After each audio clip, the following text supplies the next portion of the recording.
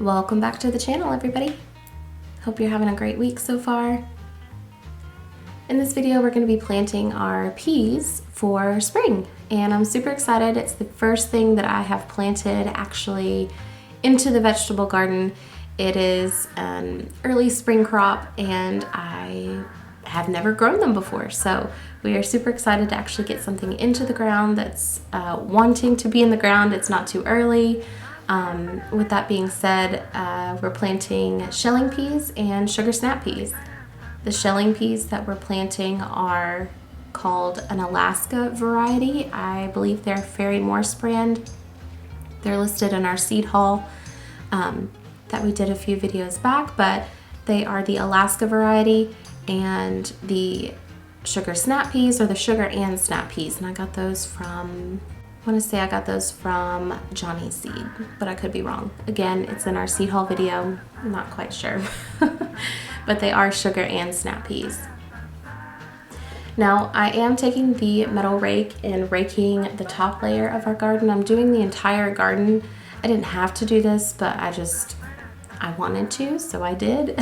So I broke up the top layer of the garden, kind of got it all ready to be worked and planted in. And after I completed that, I went ahead and you'll see me on the other side. I took my seeding square.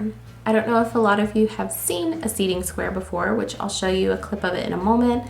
But essentially it's a piece of plastic and it has different sizes of different holes. Well, all the holes are the same size, but different spacings of holes in the square plastic. It's a square foot.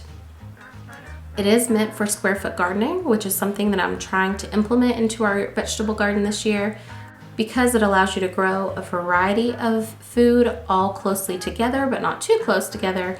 It allows you to grow more food in a smaller space. So we are trying that in this first garden that we're doing, and I'm pretty excited about it. It seems very logical in my mind to use square foot gardening, especially when you're not doing row crops necessarily and you want to kind of implement companion planting. I think that this is just really gonna enhance our garden this year.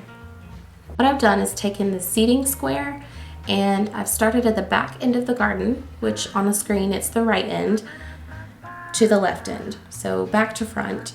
And I took the seeding square and made indents all the way down the perimeter or the edge of the garden on that side.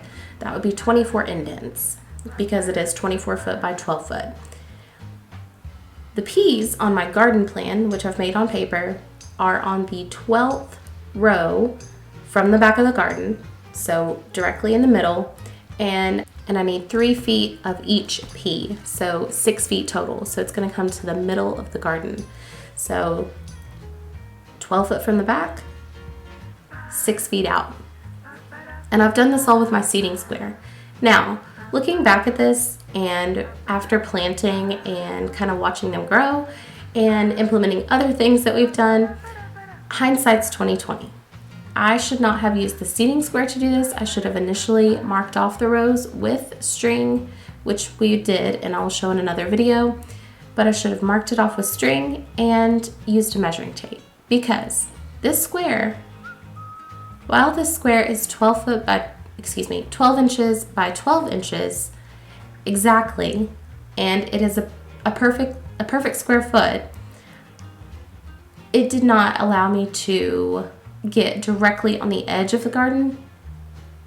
So with that being said, my peas are planted a little off, if you will, which it's only about 1 to 2 inches from the square or the row that I want it to be in. So everything can be adjusted around it, and it's not going to be a big deal because these peas are bush variety or dwarf variety. They're not going to be vining.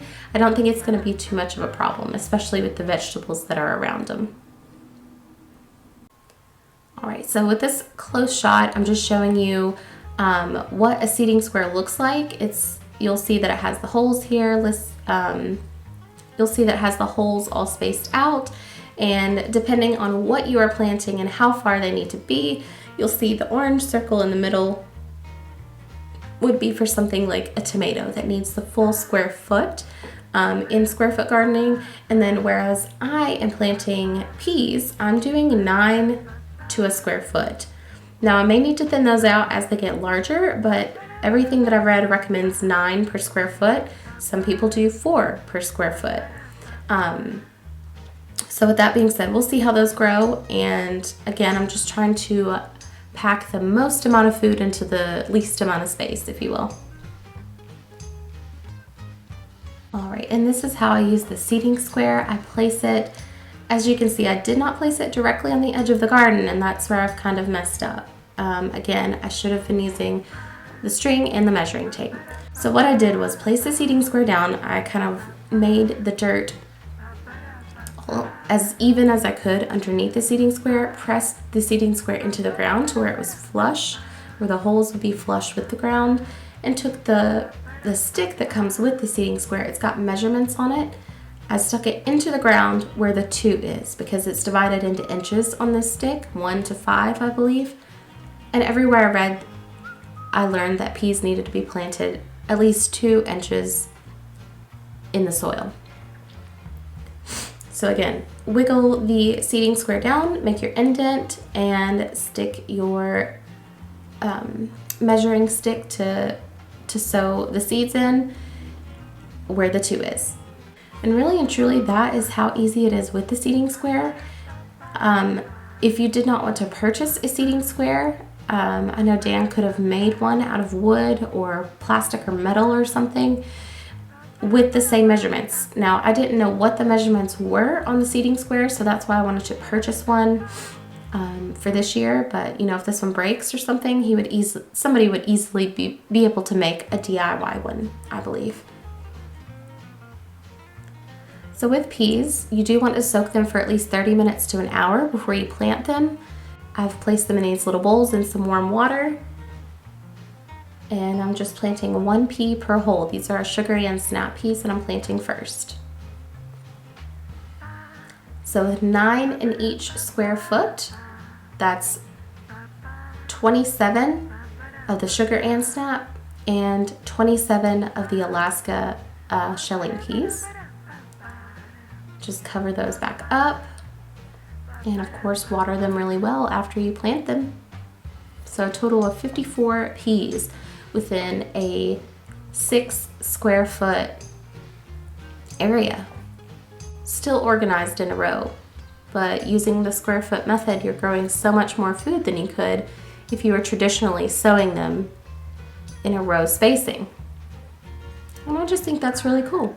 This is a short, quick video. I hope you found it interesting. I hope you learned something from it. And if not, if you have something to teach me or teach us, please feel free to. Feel free to drop a comment down below. Let us know how you're planting your peas this year. If you even like peas, you don't like peas. Have you had luck with the Alaska peas? Have you had luck with the sugar and snap peas? I hear that the sugar and snap peas work really wonderfully in most gardens, so I'm excited to see how those grow and how we like them. I hope you guys have a great rest of your week, and we will see you next time.